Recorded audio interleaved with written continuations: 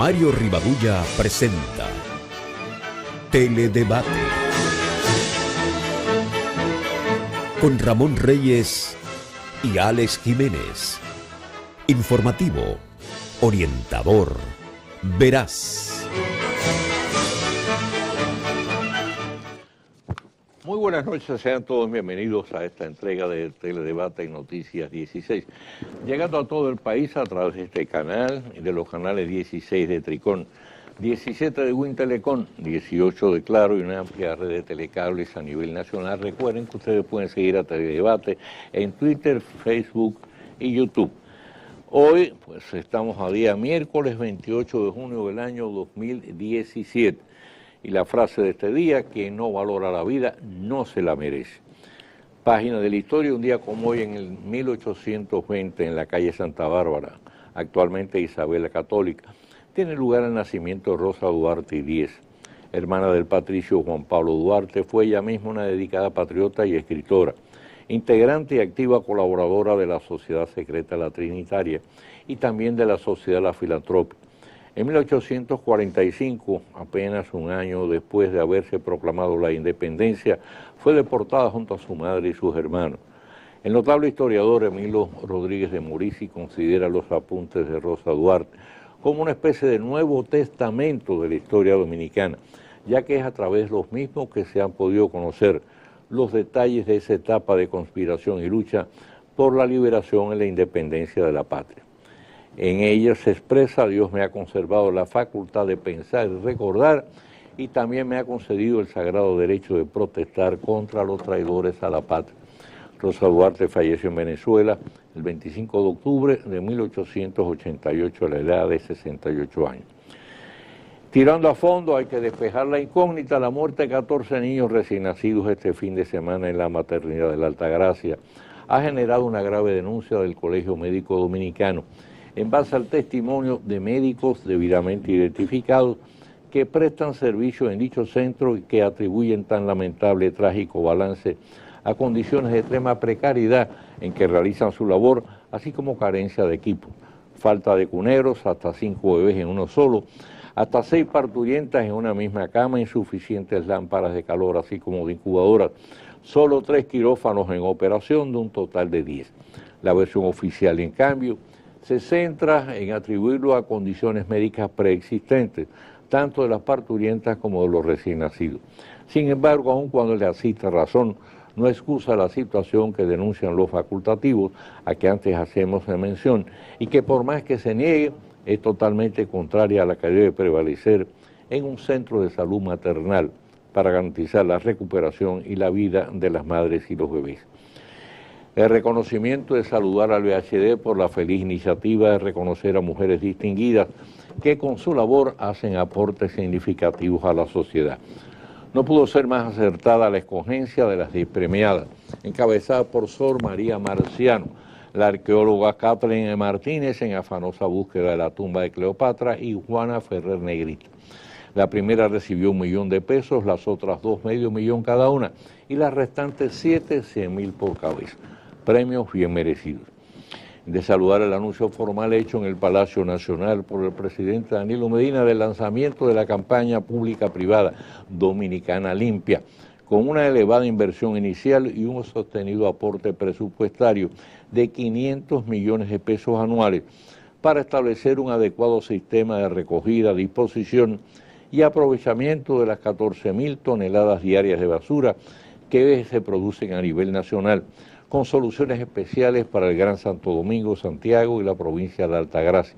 Ya la Cervecería Nacional Dominicana dio el primer paso al frente y su presidente Franklin León anunció que en los próximos 3 años apadrinará 50 ayuntamientos para contribuir a que hagamos realidad el ideal de Dominicana Limpia, al tiempo de iniciar una campaña de concienciación pública a favor de este propósito, en la cual todos los ciudadanos estamos obligados a cooperar por nuestro propio interés.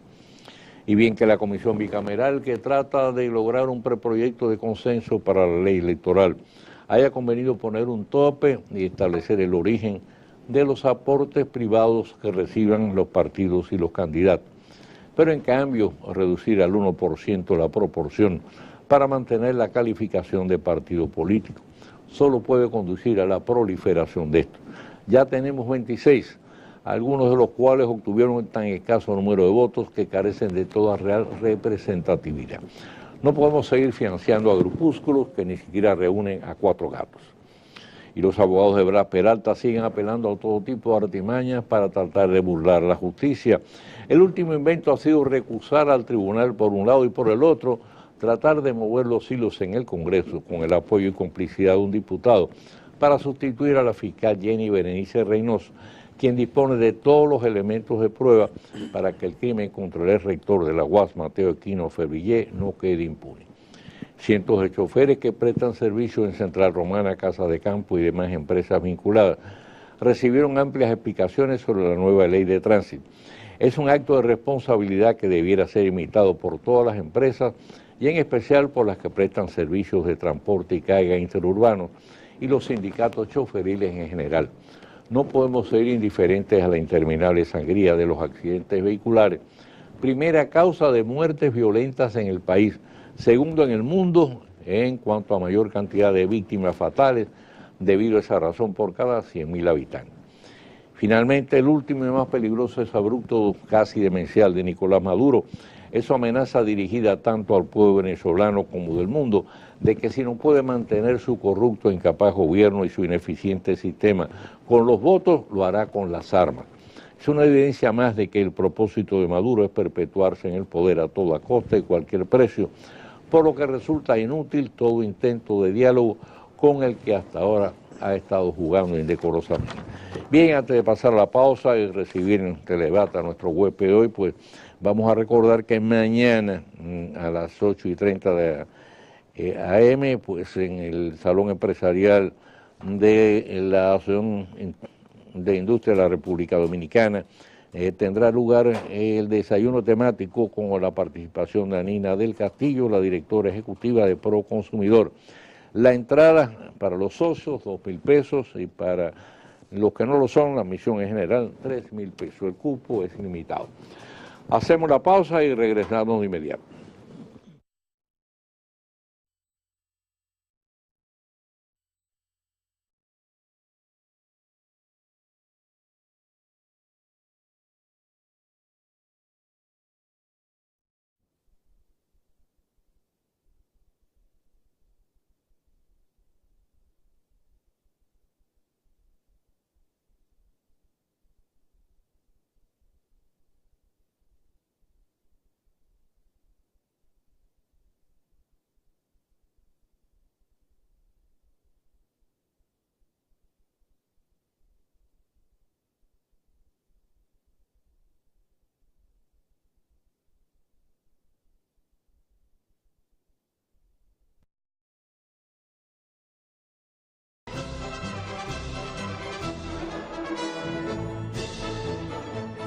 Bien, con nosotros, pues, el economista Esteban Delgado. Yo creo que ya el economista está en el debate, ¿no? Bueno, venimos con Gracias, Esteban, por sacar tiempo de tu muy ocupada agenda para estar con nosotros y con los amigos televidentes. Bien, en estos días precisamente leí una declaración muy interesante tuya, un enfoque sobre el asunto de las plantas de Punta Catalina, que yo entiendo que ya la única opción ahora es terminar la planta lo antes posible, porque mientras más se dilate, en definitiva, bueno, eso es lo que puede alterar los costos como es natural, y además eso retrasa el proceso de que pues, bueno, se puede incorporar al sistema energético nacional alrededor de 750 megas, y además de una energía que va a ser más económica, inclusive más va a contribuir a abaratar y a reducir los costos del sistema. Entonces, me gustaría que brevemente le expliques en qué nivel, porque tú le has dado seguimiento a eso como es natural, en qué nivel está ya la construcción de la planta, qué podemos esperar, que se cumpla el plazo ya establecido, que se pueda dilatar el proceso. Efectivamente, la central termoeléctrica de Punta Catalina está a un nivel dentro del cronograma que se ha establecido, el último cronograma que se ha establecido para su terminación, pues va a ritmo favorable. Gracias a Dios el gobierno ya consiguió una aprobación una emisión de bonos soberanos por 500 millones de dólares que le da un alivio financiero en cuanto al flujo que se requiere para... Antes de que tú para lo que va de continúes, año. porque mire, eso ha creado un poco de confusión y yo también me he quedado a veces un poco confundido. Porque he leído la opinión de 2 o 3 economistas, bueno, diciendo, bueno, que si eso aumenta el endeudamiento. Y yo dije, bueno, yo tenía entendido que al cesar entonces el financiamiento del Bandes, El Banco de el Desarrollo banco brasileño, sí. lo que se ha hecho sencillamente con los bonos es suplir ese faltante. O sea que no hay un sobrecosto, no hay un aumento del presupuesto de las plantas. No hay sobrecosto ni hay tampoco un aumento del endeudamiento, sino por el contrario una reducción. Lo que pasa es que los bonos tienen una situación. Primero tienen que ir al Congreso para su aprobación. Ahí se debaten. Se debate el tema del endeudamiento. Y cuando se hace la emisión también vuelve y se debate el tema como si fuera un tema nuevo. Claro. Estamos hablando de una emisión de bonos de 600 millones de dólares que el Congreso Nacional aprobó entre noviembre y diciembre del año pasado. O sea que ya estaban... Que eran para sustituir el préstamo precisamente del Bandes de Brasil, que era de 656 millones de dólares. Por lo tanto, en lugar de aumentar el endeudamiento, lo que hizo fue que bajó, porque de un préstamo de 656 millones se hizo una sustitución por unos bonos de 600 millones, o sea, 56 millones menos. Si hacemos un cálculo del nivel de endeudamiento en los últimos años, entonces veremos que en el caso de ese monto hay una reducción de 56 millones. Ahora, eso se aprobó a finales del año pasado, 600 millones de dólares para sustituir el financiamiento del Bandes. En diciembre del mismo año, 2016, el gobierno hizo la primera emisión de esos 600 millones, que fueron 100 millones de dólares, y los colocó en el mercado interno y se utilizaron, se invirtieron en Punta Catalina en enero de este año. Posteriormente, es decir, hace pocos días, el gobierno logra la emisión en el mercado internacional de los 500 millones restantes de esos 600. Y esa emisión se hizo exitosamente a un plazo de 10 años con una tasa de interés bastante bien favorable de 5.1% anual. Es la tasa de interés más baja que ha logrado la autoridad dominicana en cuanto a emisiones de bonos se refiere, lo cual es bastante positivo. Entonces, con esos 500 millones de dólares hay un flujo económico bastante favorable para el desarrollo de la planta de Punta Catalina. Esas plantas se están construyendo y ya llevan un avance al cierre de mayo de este año, un avance de un 77.2%, el proceso de construcción general. Y se está trabajando a toda velocidad, y cuando digo a toda velocidad es porque cuando uno calcula la cantidad de empleados que hay en este momento trabajando en Punta Catalina, que superan los 6.400 trabajadores, la mayoría dominicanos, la gran mayoría, más del 95% son dominicanos. Entonces, son más de 6.400 trabajadores porque se está desarrollando una labor intensiva para lograr para alcanzar los periodos de construcción dentro, o los hitos de construcción dentro de los periodos establecidos. ¿Cuándo se estima que se termine ya la planta? Las plantas deben iniciar las pruebas de la primera generadora, porque son 2 generadores de 360 megavatios cada uno.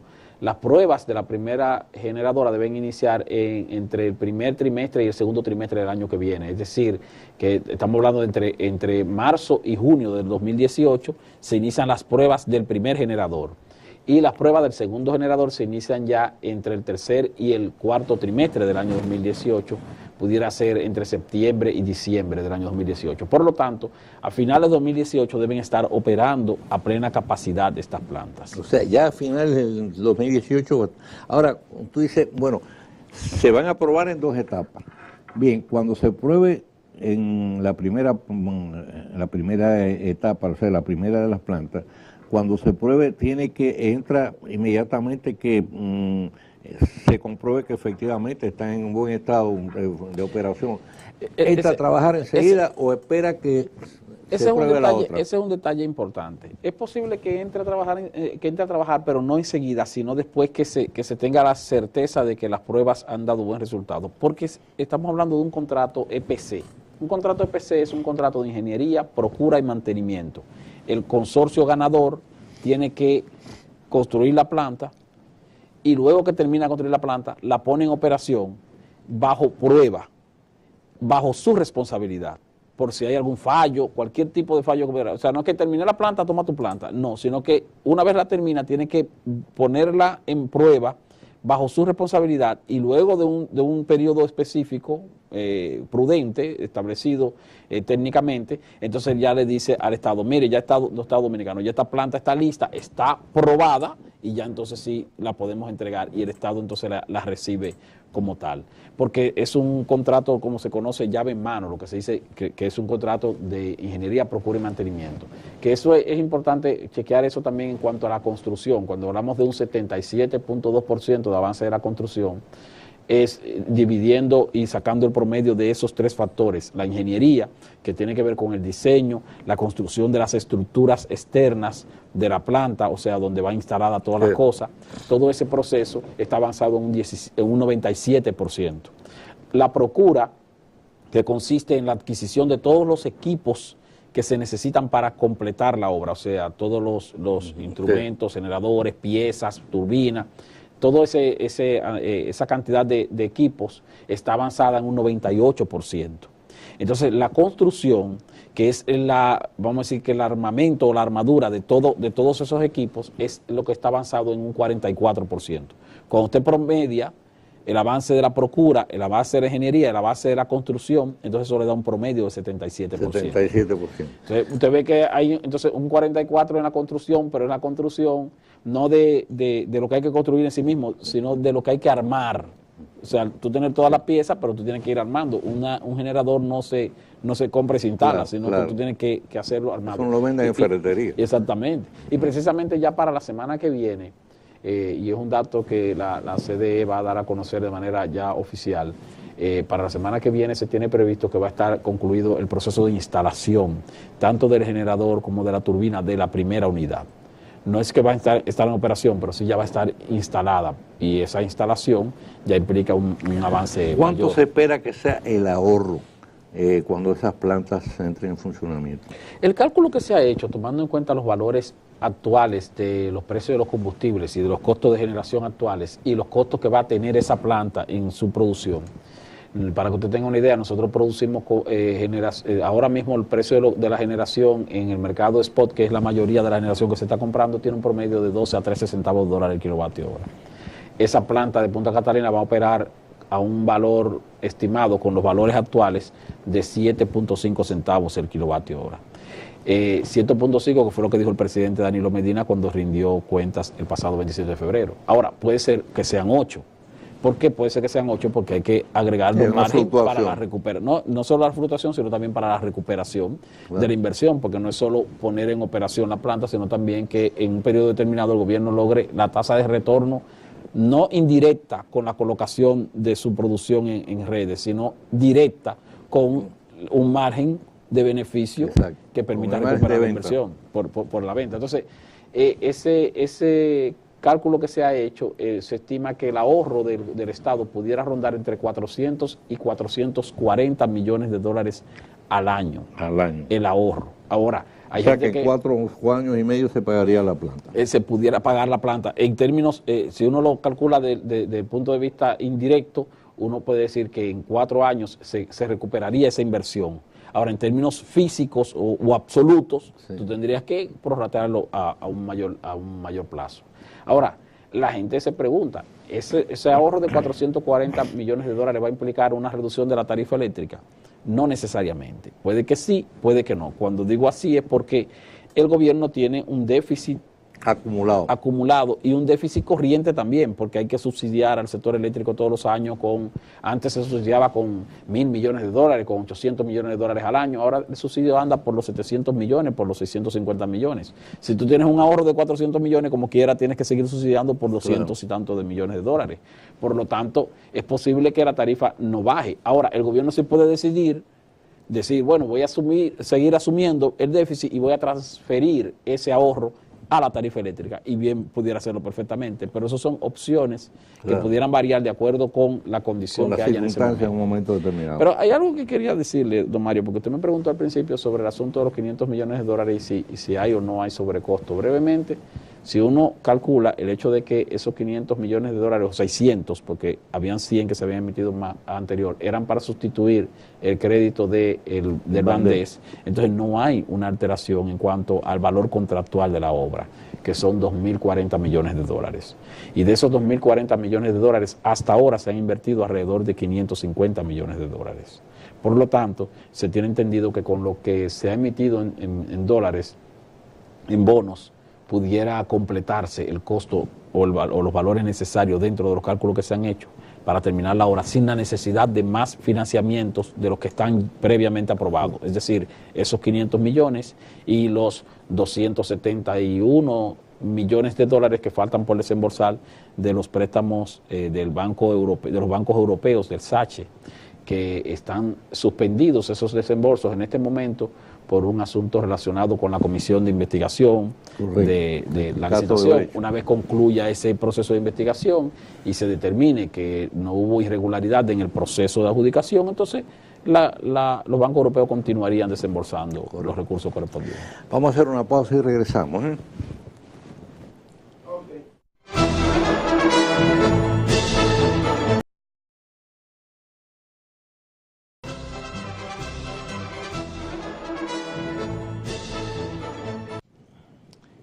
Bien, regresamos con Esteban Delgado y vamos a iniciar hablando de temas económicos en esta ocasión, porque vivimos en un mundo globalizado, o sea que nosotros no somos una isla aparte, somos parte, al contrario, integramos pues ese gran mosaico de naciones, cada día somos más interdependientes, pero sobre todo en el caso específico de los Estados Unidos, es nuestro principal socio comercial. En estos días precisamente se anuncia ya la reunión entre el gobierno de los Estados Unidos, el de Canadá y el de México, que van a revisar las condiciones del NAFTA, ¿no? Sí. El acuerdo de libre comercio que firmaron hace muchos años. Y el de América del Norte, sí.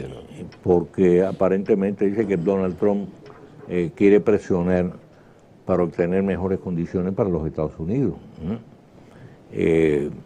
Entonces, eso ha puesto sobre el tapete de nuevo la posibilidad de que nosotros, lógicamente, para eso tendríamos que contar también con la participación, la anuencia de los restantes firmantes del tratado, nos aboquemos también a plantear la revisión del DR-CAFTA, con la finalidad de lograr una mayor protección para determinados productos, sobre todo agrícolas, que pudieran verse afectados en la medida en que lleguen los procesos de desgravación por importaciones masivas, sobre todo tomando en cuenta que en los Estados Unidos la agricultura está fuertemente subsidiada. Los subsidios que tienen son alrededor de 50.000 millones de dólares anuales por los próximos 4 o 5 años.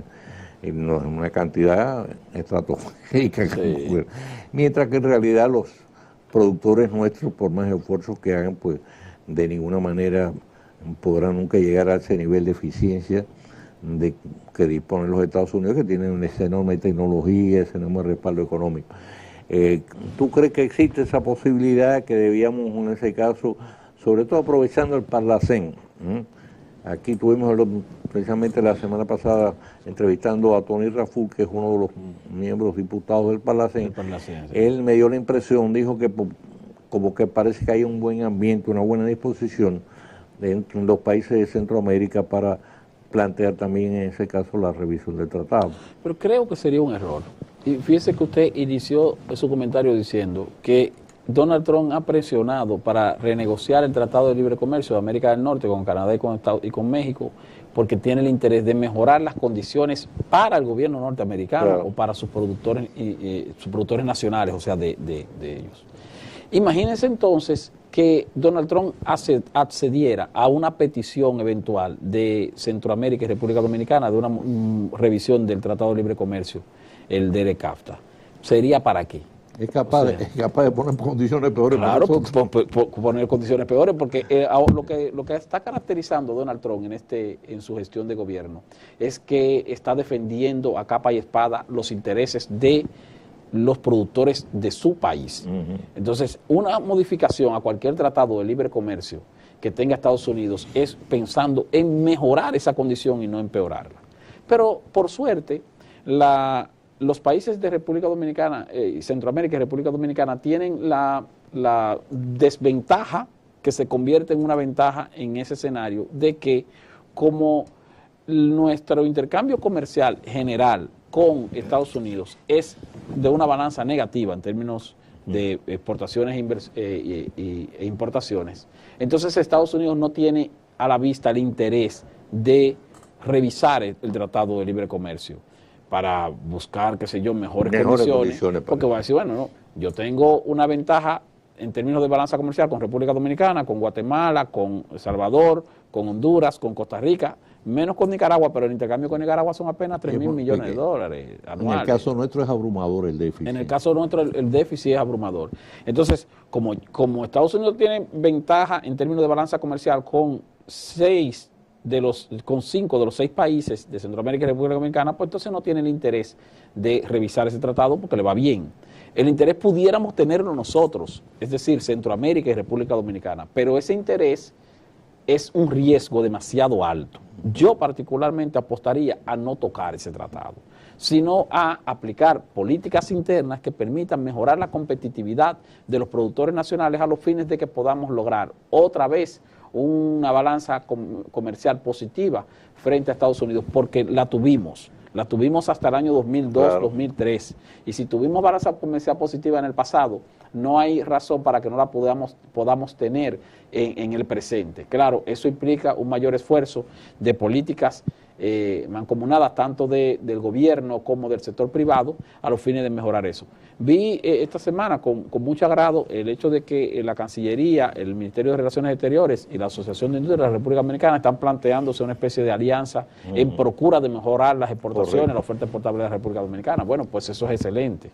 Pero desde mi punto de vista, y vamos a decir, lo que humildemente conozco del ámbito económico internacional, creo que sería un error de parte de República Dominicana y de Centroamérica proponer una revisión del Tratado de Libre Comercio con Estados Unidos, porque en todo caso Donald Trump no revisaría ese tratado con el interés de beneficiarnos, sino que por el contrario sería con el interés de perjudicarnos. Es lo que pasa, por ejemplo, con Haití y nuestra relación. Nosotros tenemos una relación comercial con Haití de 95-5, a favor nuestro. O sea, nosotros le vendemos a Haití todos los años alrededor de 1.100, 1.050 millones de dólares. Y le compramos apenas 50, 40 millones de dólares. Entonces nosotros no tenemos tratado de libre comercio formal con Haití. En un ambiente donde se establezca un tratado de libre comercio entre Haití y República Dominicana no tiene nada que ganar. Claro. Quien tiene algo que ganar es quien no tiene nada, que es Haití. Por eso tal vez uno no ve aquí a los productores nacionales interesados en un tratado de libre comercio con Haití. Porque ciertamente, bueno, ¿para qué? Si me está yendo bien, si tengo una ventaja, no una ventaja 40, 60, ni 45, 55, una ventaja abrumadora, una ventaja prácticamente del 100%. Para el que no tiene nada, sería conveniente negociar un tratado. Para el que lo tiene todo, por menos que pierda, va a salir perdiendo. ¿Por qué? Porque nada más se puede ceder de un solo lado. En el caso de Estados Unidos, República Dominicana y Centroamérica, entonces Estados Unidos tiene ventajas y si va a hacer algún tipo de negociación sería entonces para sacrificarse. No creo que vaya a aceptarlo el gobierno norteamericano. No parece que los de Donald Trump estén en esa... No creo. Al contrario, de hecho, el proteccionismo. De hecho ya se redujeron los niveles de ayuda a los países nuestros, incluyendo la República Dominicana.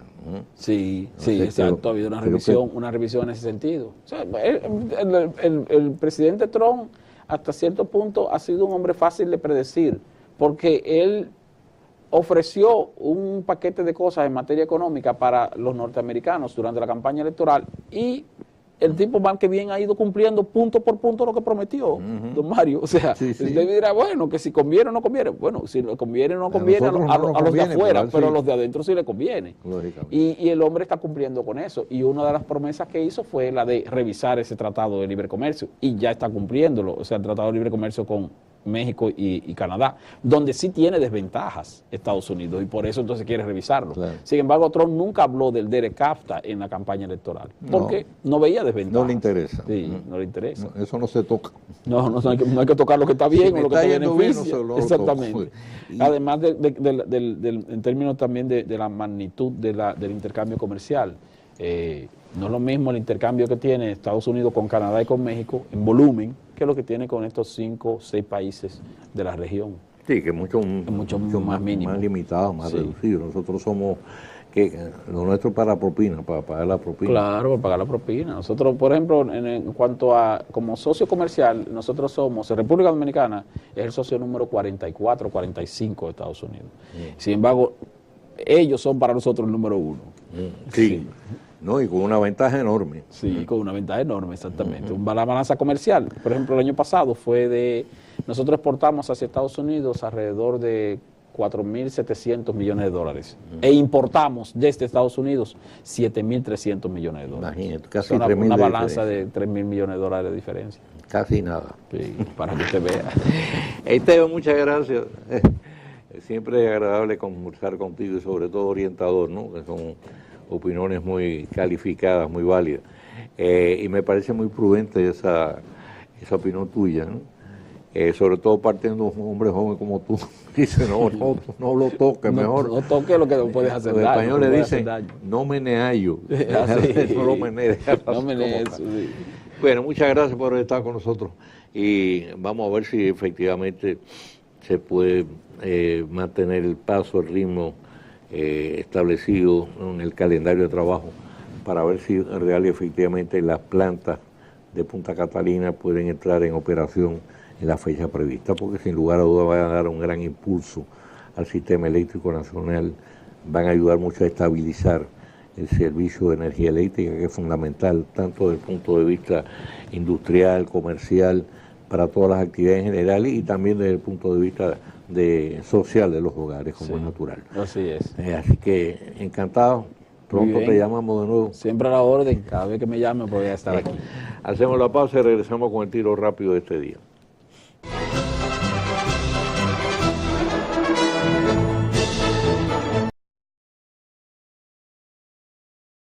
En Teledebate, el tiro rápido con Mario Rivadulla. Quitarle la vida a un ser humano con fines de robarle es un crimen que merece el más fuerte castigo.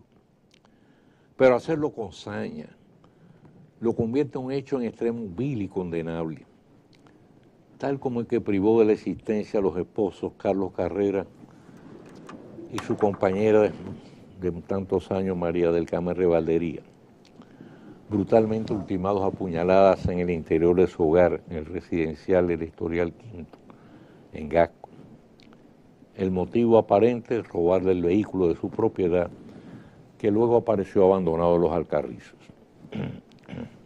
Emocionalmente es un hecho criminal que nos toca muy de cerca. Con la familia de Revaldería nos unían lazos de amistad desde Cuba, donde su padre ya fallecido poseía un negocio de expendio de carne. Eran gente muy unida, emprendedora, forjada en el trabajo, dotada de los más elevados principios morales y niveles de decencia, amistosa y solidaria. Con la estatización de todos los negocios decretada por el gobierno, los Revaldería emigraron a España, donde se hallaban sus raíces originarias.